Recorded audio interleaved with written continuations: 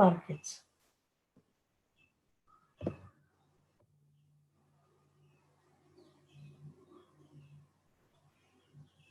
And other strategic marketing mix decisions also play a very important role.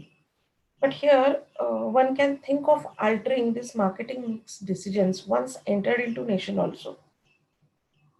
But as far as the entry decisions is considered, it becomes more difficult for the companies to redress the issues of entry into this foreign nations. These entry decisions will also influence the firm's other marketing decisions. Global marketers, they have to make a multitude of decisions regarding the entry mode. That includes the target product or the market, the goals of the target markets, why they are entering into a particular or specific nation, which type of mode entry the companies are choosing, what is their marketing mix plan with reference to that nation, what would be the time of entry into that nation, control system to check the activities or operations carried out in these nations. So all this has to be looked into once you enter the global market.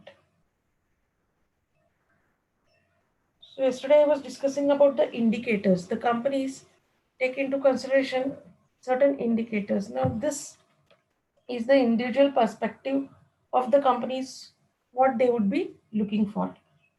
Like Colgate Palmolive views per capita purchasing power as a major driver behind market opportunities. So they would like to enter into those nations where per capita income or the purchasing power parity of the customers is more. Similarly, Starbucks looks at economic indicators, that is the size of the population and whether the company can locate good joint ventures. So here through this joint ventures, they would like to enter into the nations. So where the laws are very stringent, they would not like to enter. So these are some of the things which the companies look for while entering into the foreign nation. Now the next part is what exactly are the modes of entry into foreign nations available for the companies. The direct exporting. Exporting is one of the traditional means. The direct exporting means that the company sets up its own export organization and relies on a middleman based in a foreign market. It involves setting up an exporting department and selling the product in the desired nation here. It is one of the simple and easiest means which is used by the companies. Direct exporting involves exporting directly to a customer interested in buying the product. Here, the company is not only responsible for handling the market research, foreign distribution, logistic of shipment, and also invoicing.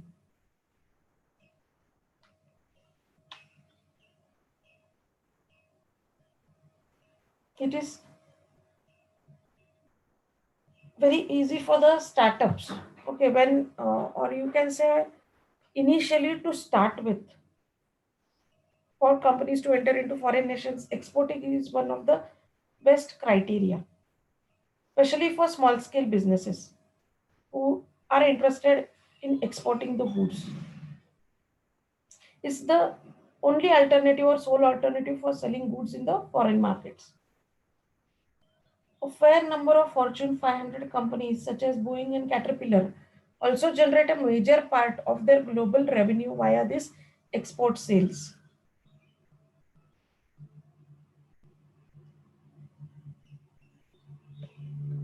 Now, the advantage of this mode of entry is that firms avoid the expenses of established operations in foreign countries. Now, those companies who just are not looking for establishing the plants in the foreign nations, they do not want to manufacture the goods in a foreign nation, can think of this option. Now, here the only criteria is that these firms must have a linkage or a way to distribute and market their products in the new country, which they typically do through contractual agreements with a local company or distributor.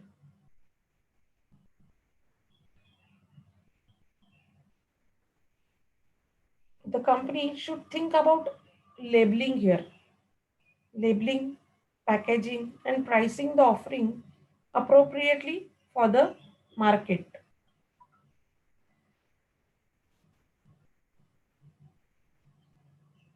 Since the company is not locally present over there, by taking into consideration the prerequisite of the foreign nation,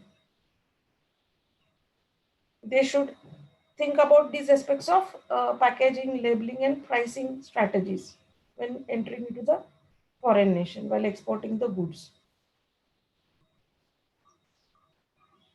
They should be able to market and promote products in foreign markets. Now, these organizations which enter into this exports, they have control of their activities up to the goods reaching to the foreign nation, and after that they don't have the control. It's wholly and solely depends upon the scenario of the market there. Now here the potential buyers or the customers who are going to purchase the product, they have to be made aware about the existence of the product.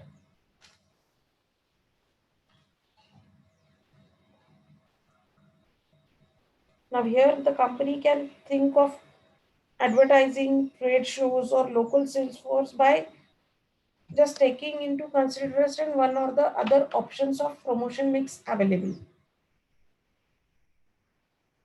So attracting the customers is also a problem here.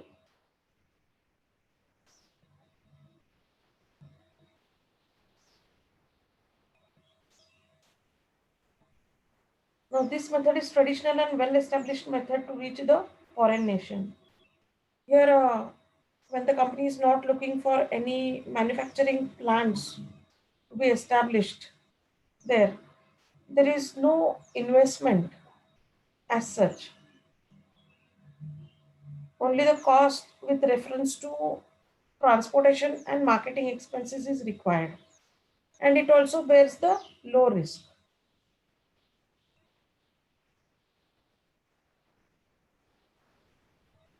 Now, in many countries, there are also tariffs imposed. So, this is also the cost which the companies have to bear. Now, many a times, what happens that as the company is directly not foreseen into this foreign nation or entering into a foreign nation, many a times the customization of the product according to the need and preference of the target market is not possible. That is one of the drawback here.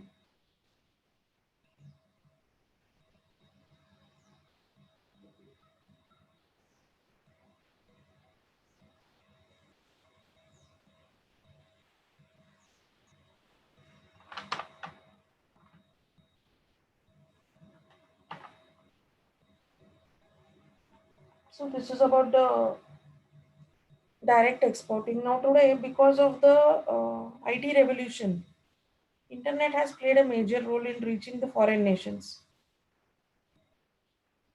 One can think of promoting the products through this quickest and one of the easiest means. That is creating the know-how of the products and services in the foreign nation. So today, if you see many of the companies, they make use of internet means, internet tools, or social media marketing. Especially, it becomes much more advantageous for small scale industries. The next mode is the licensing.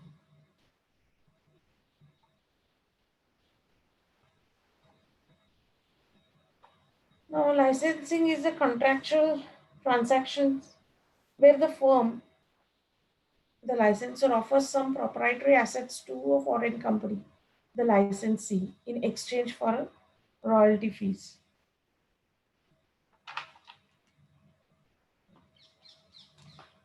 Now, here a company can enter global markets through licensing by taking limited financial and legal risks through licensing agreements with foreign companies. So it's one step beyond exporting.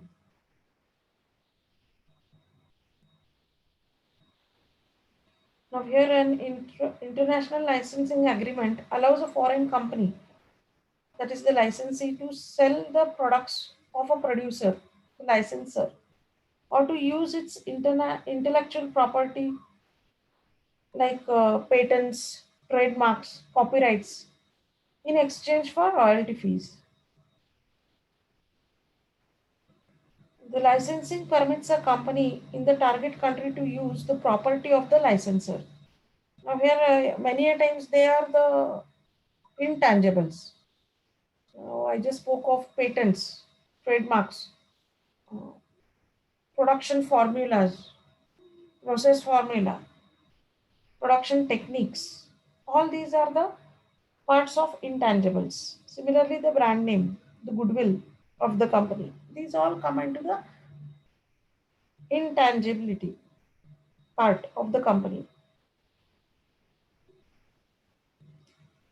Now here also there is no more investment is required from the licensor side, as they are again here they are not thinking of setting up plants as such, and the local company of the particular nation takes care of many things locally. Now Oriental Land Company owns and operates Tokyo Disneyland under license from Disney. In return for being able to use the Disney name, Oriental Land Company pays royalties to Disney. Many companies have opted for this mode of entry into foreign nation.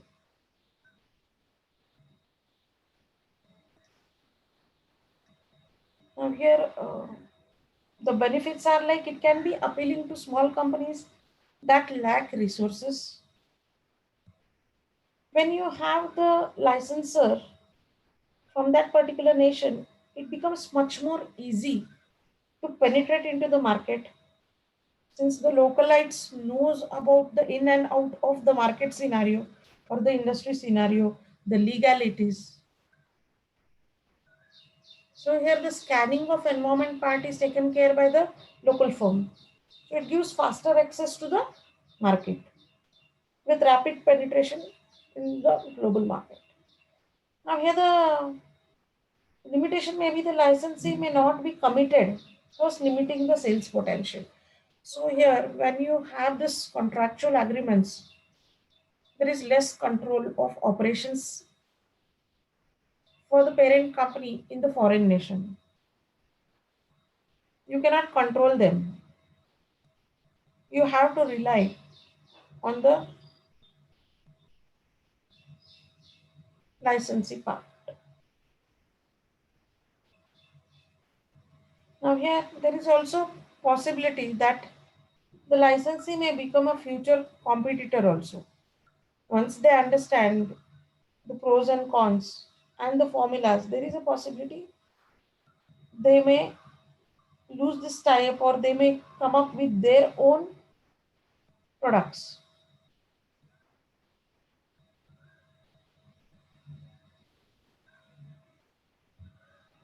Now, The best example is of like in 2018, Nestle, the licensee agreed to pay $7.15 billion in cash to Starbucks, the licensor, for exclusive rights to sell Starbucks products, that is single serve coffees, teas, bashed beans, etc., around the world through Nestle's global distribution network. Additionally, Starbucks will receive royalties from the packaged coffees and teas sold by the Nestle. Now, here the licensing agreement provided Starbucks with the ability to drive brand recognition outside its North American operations through Nestle's distribution networks, which was much more stronger. And for Nestle, the company gained access to Starbucks products and strong brand image. Similarly, Dream Theater, Indian company, the licensing rights for Warner Brothers, Discovery Channel, and Korean. Now, mainly they are into this entertainment, sports, and lifestyle fashions. So these were some of the examples of licensing.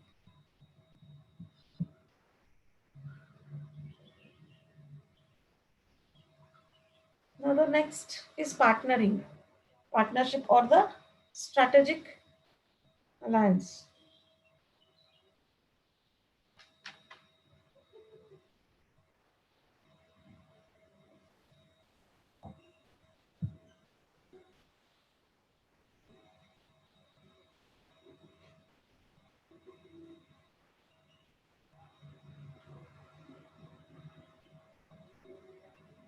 Now, here, many a times, the companies they use this mode of entry of alliance. Now, if you see, there is the name that it is strategic alliance. Strategic alliance, that means it's a complete thought process. The decision is totally strategic mode.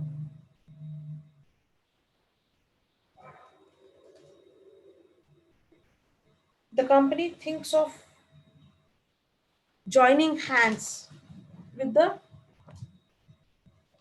strategic alliance.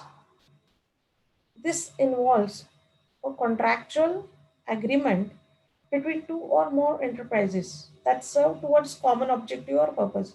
So here, when the companies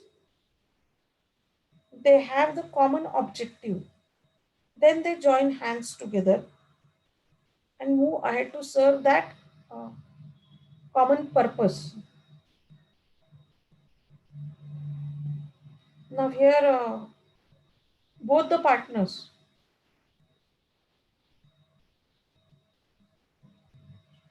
they may have some tangible or intangible part to be offered so that the deal moves ahead or the deal cracks here.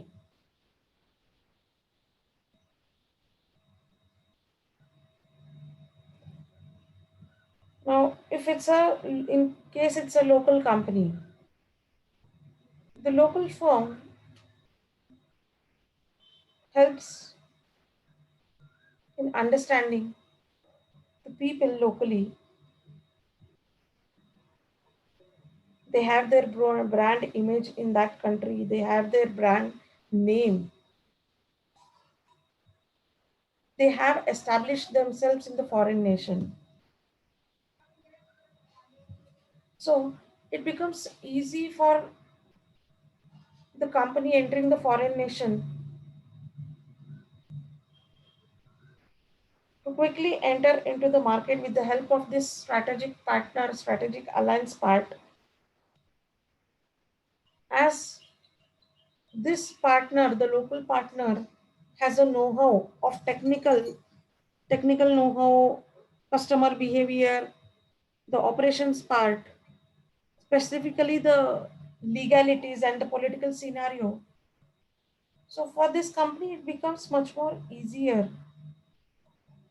to enter by taking into consideration these environmental factors.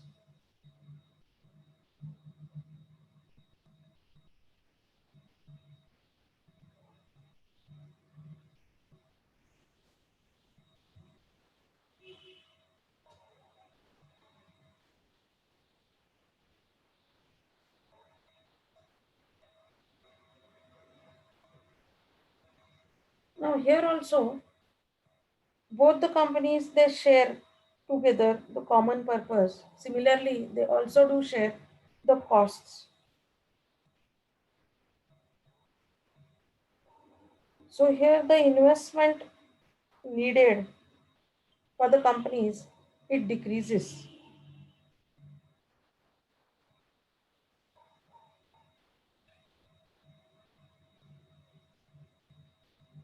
So we can say it's a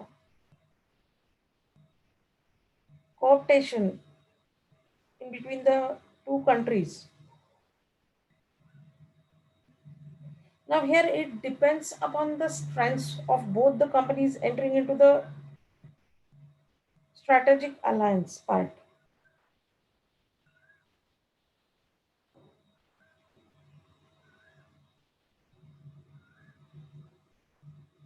Now here the sharing as far as the investments, as far as the costs are considered, the risk are considered, even they are shared in between both of this strategic uh, alliance companies. Now here even the people or the customers view this foreign company as a local entity because they have the alliance with the local company. Of course, it involves the higher cost as compared to exporting.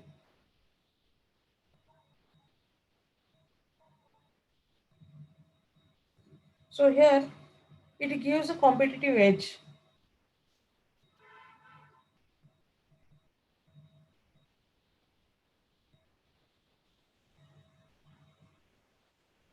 Now here in Saudi Arabia, non-Saudi companies by law they are required to have a local partner. Similarly, in most of the Middle East countries, the same is applicable.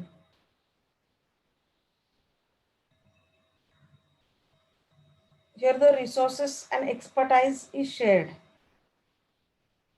Market penetration becomes much more easier. One can think of expanding the market,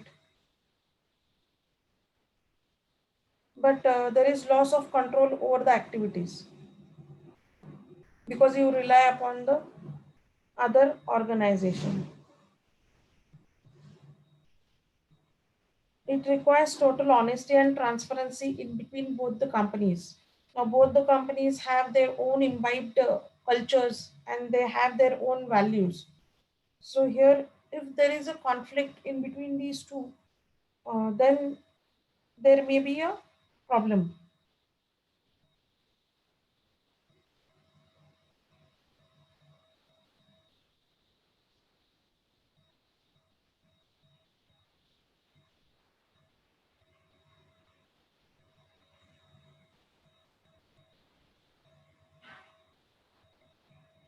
Now, here, Apple Pay and MasterCard entered a strategic alliance.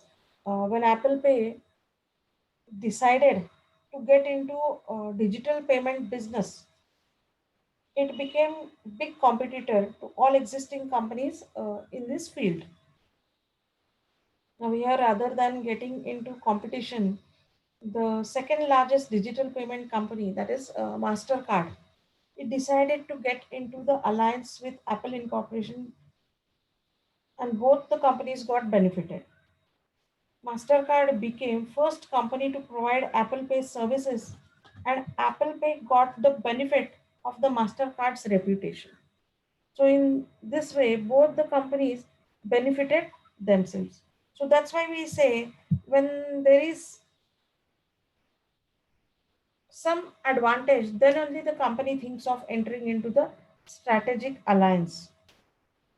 Now here we saw an example of Apple Pay and Mastercard. Both of them actually they were the competitors, but when they came together, they had their own intentions and objectives to enter into the market.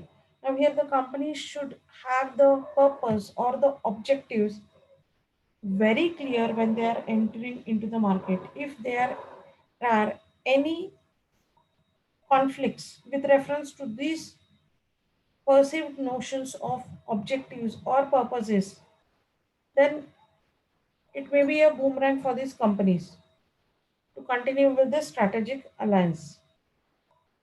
Especially uh, the problem with reference to shared costs and revenues becomes a part of conflict here.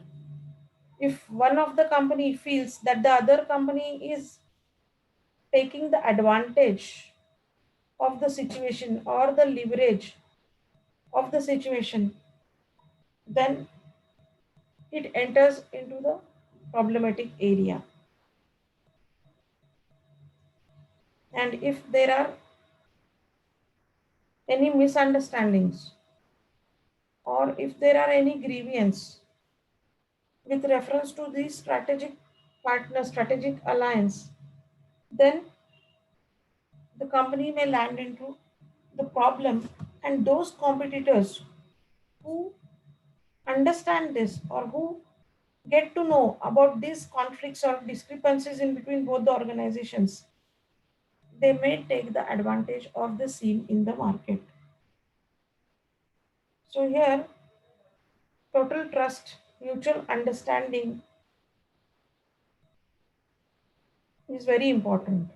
And hence, while entering into the strategic alliance, the pros and cons or the agreements to be reached are meticulously made so that tomorrow both the companies they enjoy their market share as well as their partnership. So this is about the strategic alliance.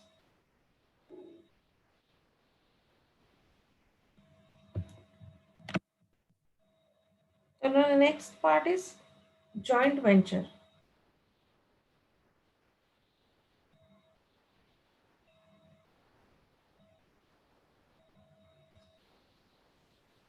Companies form joint ventures with local businesses where both share the profits and risks associated with it.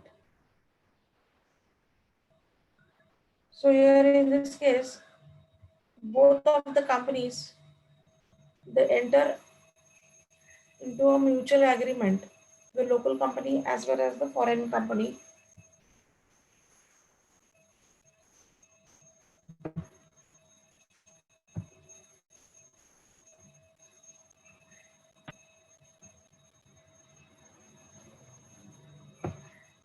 and both of them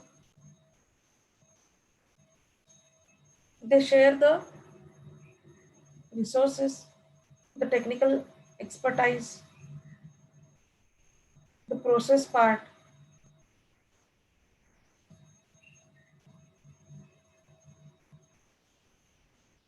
Now, both the business entities share the also the investments, the costs, the profits, and the losses here. So here also, for both the companies, it becomes mandatory that they have their own terms stated properly in the agreements, so that afterwards there should not be any problems.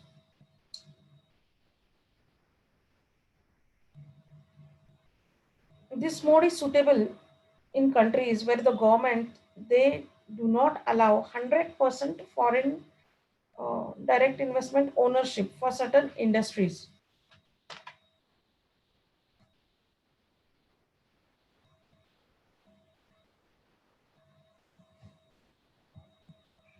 Now both the partners they get the freedom or the leverage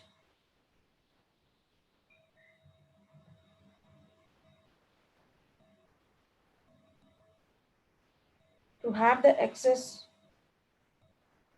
their choice of operations in chosen market with their respective expertise. So maybe if a certain company is having the technological expertise, the other has the production process expertise. Both of them they have the up to the fullest extent to explore these expertise.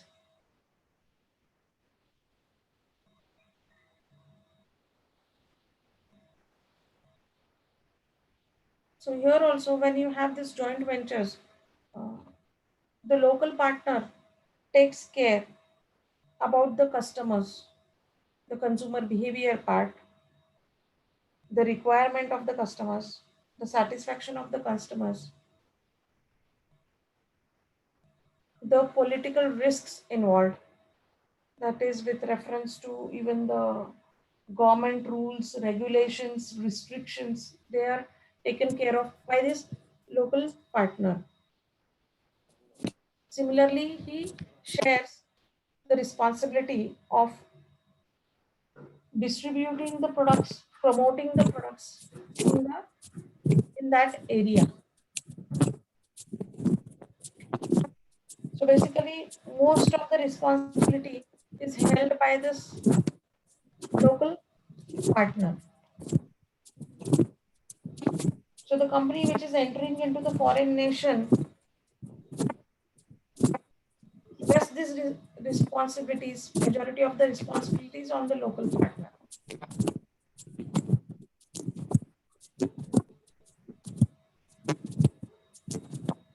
So here also, the technology, the intellectual properties and assets, knowledge, profits are shared. Now here they have their own ideology of sharing these profits. The localites get benefited, that is the local companies entering into the joint venture, they get the benefit as far as the technologies part is considered, getting the intellectual properties, maybe the brand name, maybe the standardized products, the know-how of products is shared. Specifically, it is advantageous for the companies from developing or underdeveloped nations where there is scope to penetrate into the market.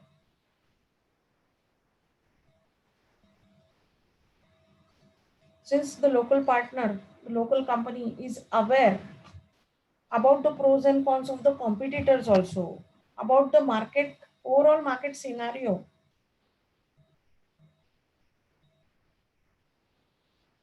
they have a well research in advance before entering into the joint venture with the foreign company.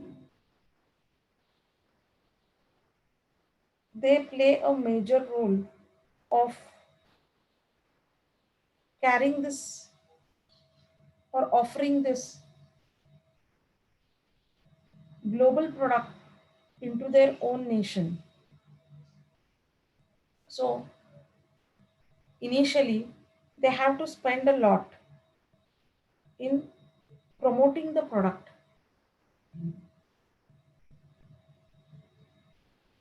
getting the preference from the customers for those products. They require huge promotional efforts so as to penetrate into the market.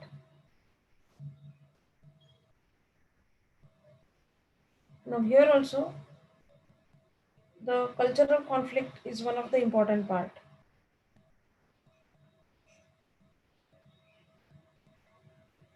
This cultural conflicts, if not resolved within time, they may take a form of a large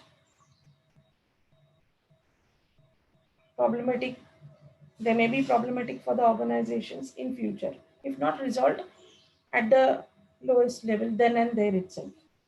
And dissolution of the joint ventures take a very long time and it is complicated. It takes a lengthy time. Again, it affects the reputation of the parent global company as well as the local company. And for the local company, it becomes much more difficult to again stand by in the market.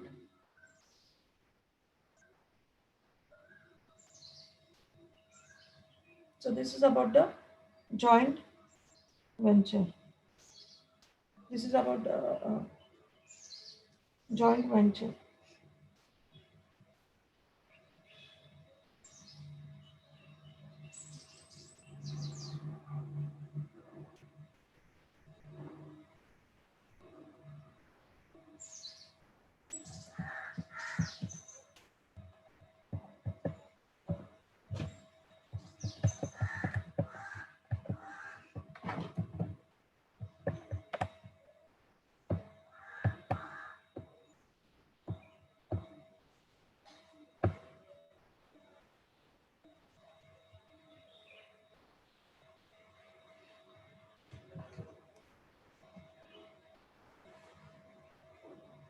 Now, uh,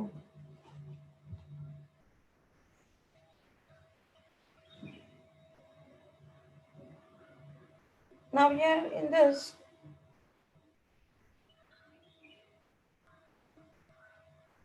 the basic is joint venture is limited to a particular venture up to that extent or up to that limit only. Uber and heavy vehicle manufacturer Volvo, they entered into a joint venture. Now here the goal was to produce driverless cars. Similarly, Kellogg's and Wilmar International Limited, they entered into joint venture. Kellogg International entered the market in order to expand its presence in the Chinese market to sell cereals and other snack foods to consumers in China. Now, for Wilmar, it was a profitable relationship. It provided extensive distribution and supply chain network to Kellogg's International. And in return, Kellogg managed to enter new geographical market with this agreement and relationship. So here, when you think of expanding the market, penetration of market ultimately gives more business or the demand for the products, which again helps in the economy, gaining the economies of the scale. Similarly, for the other company, it becomes profitable as one can think of using the just now we had seen that the distribution channel can be used to market the products.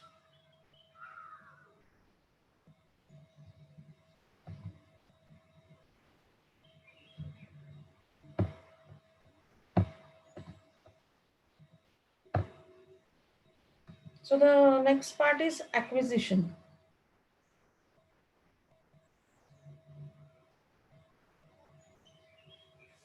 An acquisition is a transaction in which a firm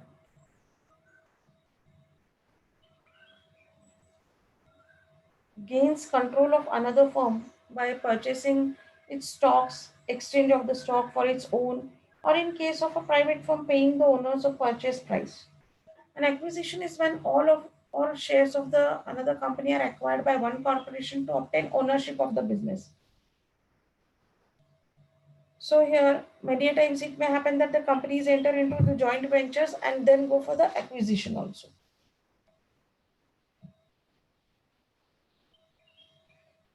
Now, this acquisition part, they give the company a very quick and established entry into the new market. When you acquire the other company, in that case, you are acquiring not only the company, that's the total market share of that company, the customers of the company, the geographical area of that company, the employees of the company. So everything or the production process, production plant base of the company. So you are acquiring everything.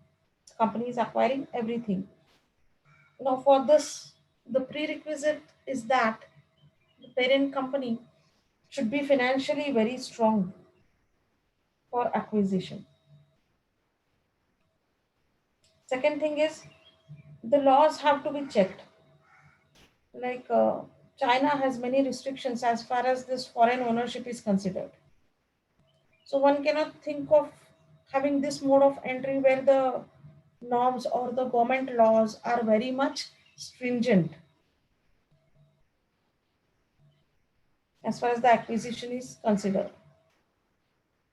Now, in case of joint ventures, many of the companies they take care that while entering into the joint ventures, the shares of the companies, the distribution of the shares is taken care of basically, so that they don't acquire, don't enter into this acquisition phase. So by law, the government has set up certain rules and regulations so that this scenario doesn't arise in future. Now, acquisition may be in some cases with the permission of the company or without the permission of the company. Now, here with the permission of the company, that is, the company full fledged is ready for acquisition. Maybe it takes the finance, the amount, and handovers the company to the parent company, to the foreign nation, or in some cases, there may be certain issues or problems where the foreign nation, the foreign company has to acquire this local company. Now, this is possible where the government uh, has not come up with certain stringent norms or rules and regulations are laid down. Now, in this case, when there is no willingness and you try to acquire, then there is a problem because there is risk involved. The people should accept the products of the company. The employees should accept this acquisition because for the employees, this is the threat. Now, why this is the threat? Because each and every company has its own culture, its vision to move ahead. So here, many of the employees, the top managers, they leave the companies during this phase of acquisition. They don't want to be a part of this foreign nation.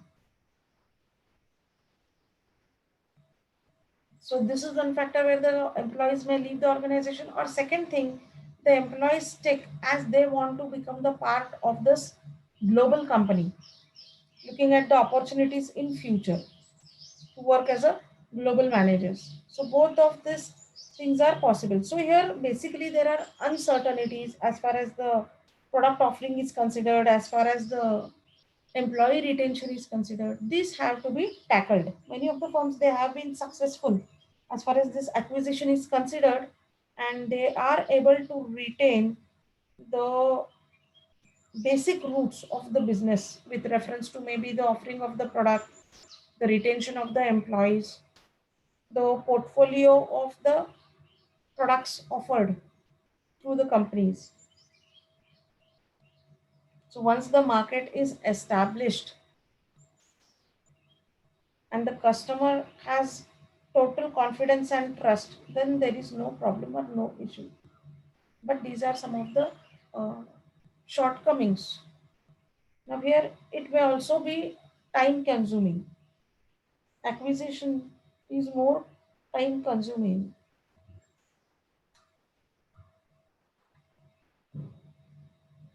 and involves high cost.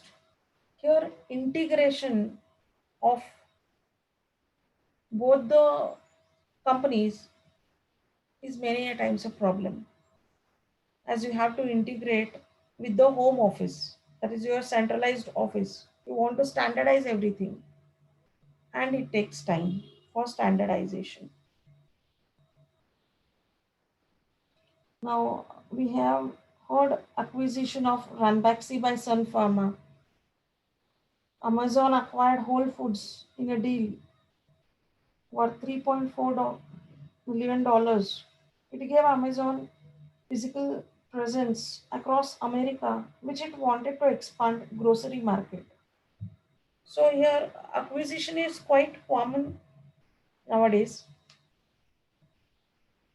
Only the thing is they have to take care of these environmental factors in the foreign nation where the company is entering.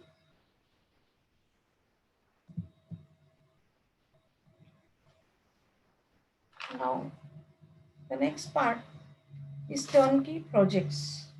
A turnkey project is a contract under which a firm agrees to fully design, construct, and equip a manufacturing business or a service facility and turn the project to the purchaser when it is ready for operations for a remuneration. So, here for this, the firm should have the resources on its area of expertise. They should be uh, experts. Maybe they should have the technical know-hows. Maybe should be they have their expertise on operations for the ongoing projects. They should be technically much sound. That is what is the requirements. Now here basically these companies avoid long-term operations. They just want to restrict to that particular project. Once they finish the project, they want to get rid of it. And that's why we say that they would like to avoid the long-term operations. They focus on firms' resources on its area of expertise. They want to stick to that area of expertise. Maybe services rendered, maybe the manufacturing base, maybe if it is considered with the design or the construct part. Here, it involves the financial risks. There is huge involvement of the finance part here. The cost many a times it overruns because initially when you have the plans, you may not know what exactly would be the cost involved. It may exceed, it may overrun. Also, there may be delays in this. There may be problems with the supplies. If the supplies get delayed, the further part of construction or the completion of the project gets delayed many a times. So in this case, the companies has to have some margin as far as this limitations of the project is considered. They should be equipped with more of finance, more of time. One cannot be very much rigid here that we should be able to finish the project within the stipulated time. This is not the case here.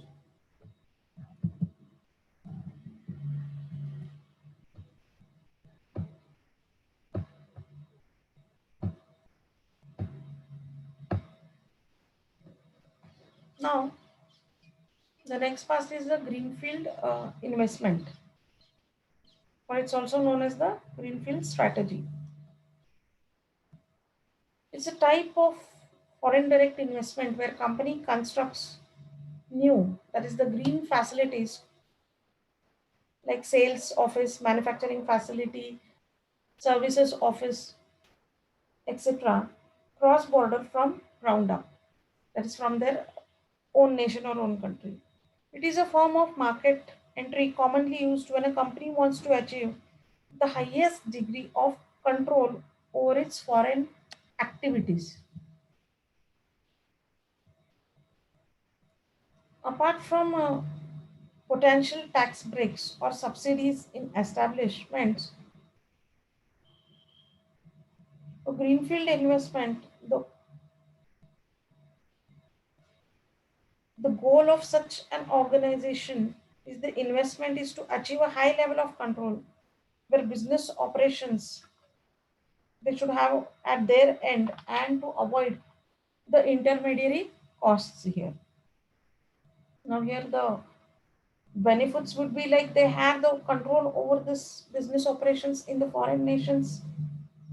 They have the high control over their own brand image and staffing. They also have the control over manufacturing and sale of product and services. It becomes easy to bypass the trade restrictions when you enter through this foreign direct investment mode as you are adhering to the norms of the foreign direct investment. Creating jobs for the economy where the greenfield investment is taking place. So these part are the advantages parts. While The disadvantages or limitations is like an extremely high risk is involved in this greenfield investment, or we can say it is one of the riskiest form of foreign direct investments. Potentially high market entry is there. The cost is much more involved in this, and that's why we say it's a high risk. Now the government, now here the foreign direct investment is allowed by the government. If the tomorrow the government takes any decisions with reference to FDIs to that particular nation, that it may hamper the plans of this company entering that foreign nation. High fixed costs involved in establishing a greenfield location. Now, in 2015, Toyota Motor Corporation announced plans to establish a new manufacturing facility in Mexico through an investment of about 1 billion US dollars, slated to open in 2019. The facility expected to produce up to 2 lakh units per year in conjunction with currently established Injuna plant. The rationale behind Toyota's greenfield investment was to improve competitiveness in North America, specifically within the US. The low labor cost and the close proximity to US markets offered the Japanese automaker an attractive opportunity to establish an overseas manufacturing facility. So, here the company takes into consideration the pros and cons and then enters into the market. Now, here again, one of the mode is like piggybacking. In piggyback, one manufacturer uses its overseas distribution to sell another company's product along with its own. So, two parties with a different interest they come together. One is the carrier and other is the rider. They make up piggyback operations. Now, this is one of the entry mode in the foreign nation. The carrier is a firm that has a gap in its export operations. Now, here it has two options. One is to develop internally the products necessary to ground outfits line and fill up its exporting capacity. And for the rider or the company using an export company to carry its products to the foreign markets. So this is one of the alternative options to enter into foreign markets. So today we have discussed the mode of entries in the foreign nations or the foreign markets. In the next session, we will continue.